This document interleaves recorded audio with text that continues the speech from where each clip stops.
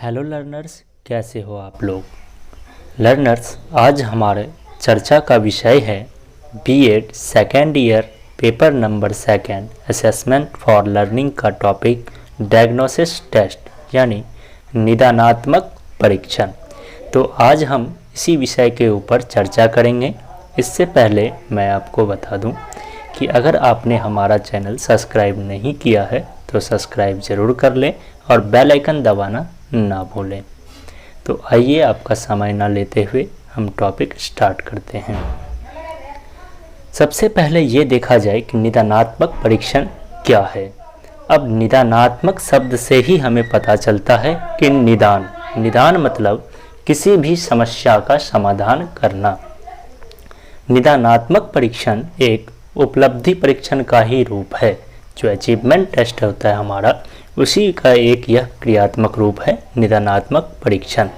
यह एक ऐसा परीक्षण है जिसके माध्यम से शिक्षक या फिर विद्वान छात्रों के समक्ष आने वाले समस्याओं का मूल्यांकन कर उसका निदान करते हैं।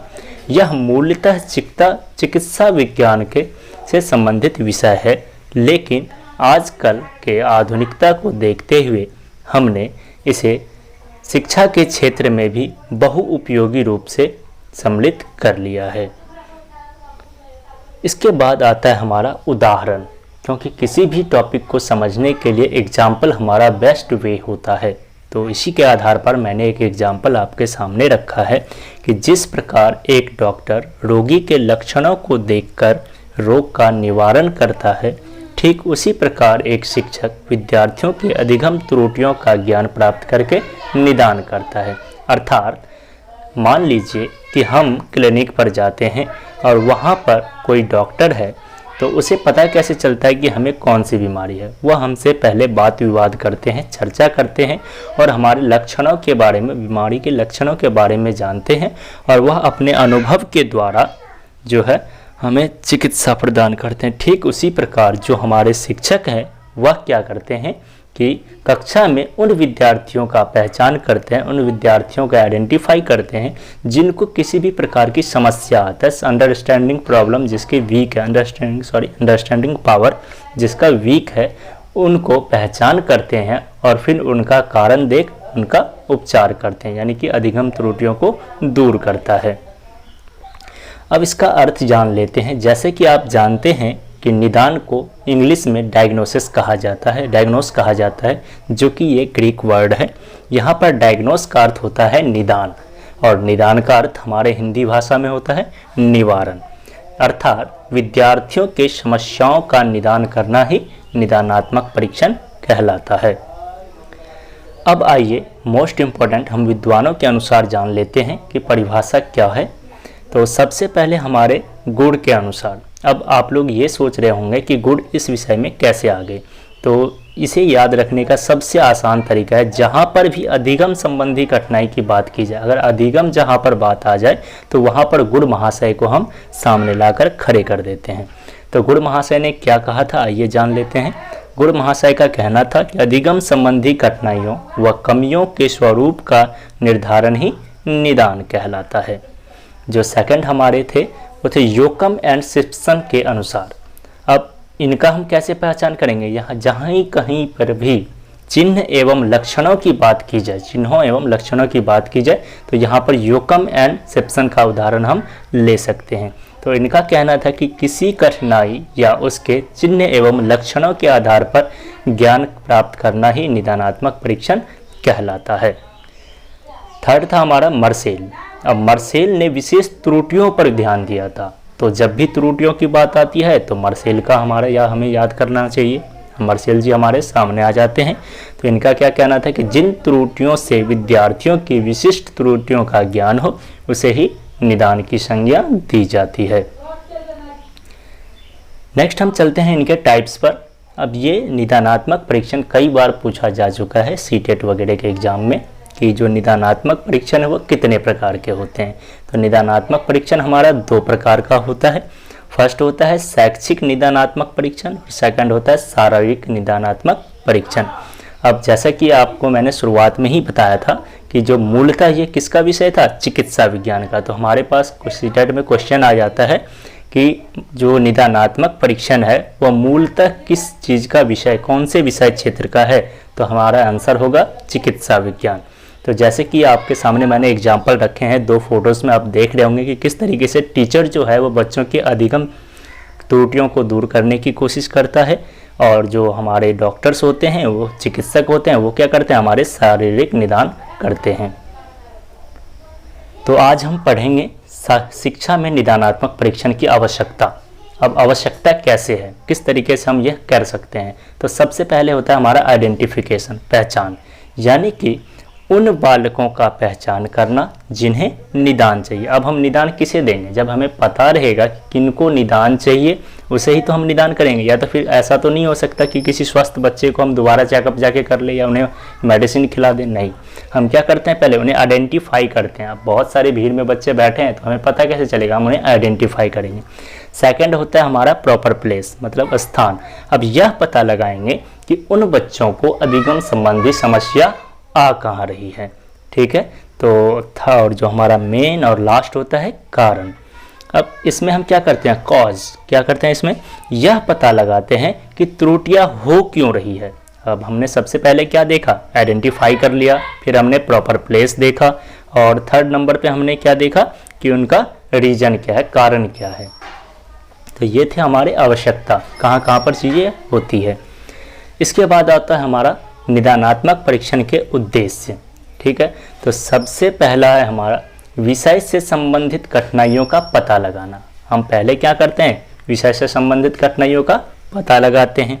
फिर पिछड़े बालकों की पहचान करना। अब ऐसे बालकों का हम पहचान करेंगे जो कि इन सब विषयों में पिछड़ रहे हैं। मान लीजिए कि किसी कक्षा में बैठे हुए विद्यार्थी जो है कुछ एकाग्र कुशल होते हैं, जो कुछ बहुत ज़्यादा कुशल होते हैं, और कुछ ऐसे होते हैं जिनको प्रत्येक चीज़ के लिए समस्याएं आती है, बट वो बच्चे बोलते नहीं हैं। हमें क्या करना होता है, उन्हें हमें आइडेंटिफाई करना होता है, हमें पहचान करना होता है कि कौन से ऐसे बालक हैं जो कि इन चीज़ों में समस्याएं उत्पन्न हो रही है।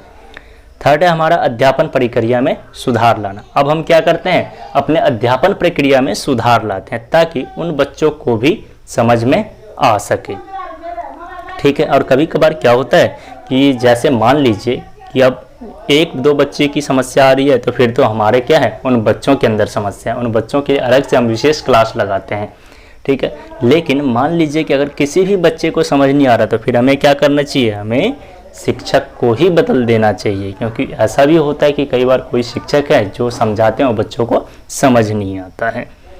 फोर्थ होता है हमारा पाठ्यक्रम में परिवर्तन करके उसे बाल केंद्रित बनाना। अब हम क्या कर सकते हैं, आपने सुना होगा फ्लेक्सिबल एग्जामिनेशन।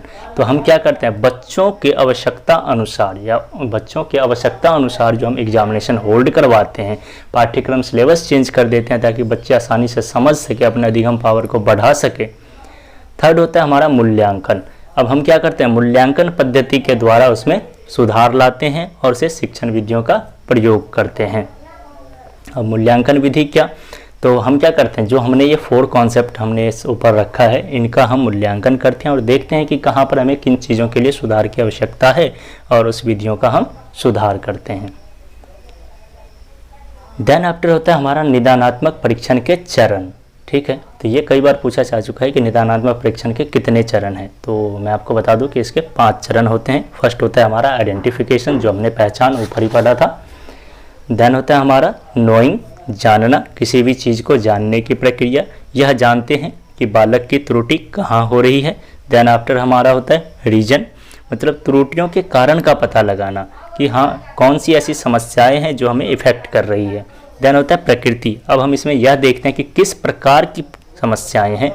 और देन होता है हमारा एफर्ट, जो इन चीज़ों को हम सामने रख कर उसके बाद जो उसका सॉल्यूशन ढूंढते हैं हम, तो वो हमारा निदानात्मक परीक्षण का लास्ट चरण होता है। एफर्ट मतलब प्रयास करना, किसी भी चीज़ की प्रयास, मतलब मान लीजिए किसी बच्चे को समस्या आ रही है, अब हम क्या करेंगे, उन बच्चों की समस्या जानेंगे या तो फिर उन्हें स्पेशल क्लास देंगे, देखेंगे कि बच्चे कहाँ पर पिछड़ रहा है, किन से ऐसे कोई आए, कौन सा ऐसा विषय वस्तु है जो उसे समझ नहीं आ रहा है, ठीक है।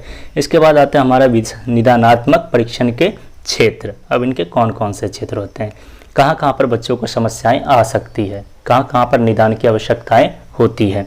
तो फर्स्ट होता है हमारा उच्चारण।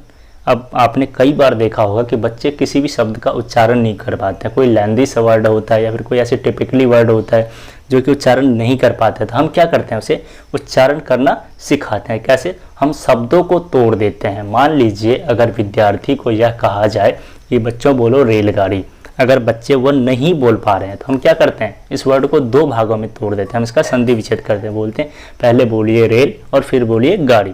तो ऐसे हम उच्चारण के संबंधी जो है विषय क्षेत्र हमारा पहले आता है। सेकंड नंबर पर होता है वाचन। वाचन मतलब आप समझ ही रहे होंगे, हमारा जो है बोलने की प्रक्रिया, ठीक है, किसी भी चीज़ को किस तरीके से वाचित किया जाए, ठीक है। भाषण, एक तरीके से हम उदाहरण के लिए भाषण ले सकते हैं कि बच्चों को बोलने में कैसी समस्याएं आ रही है।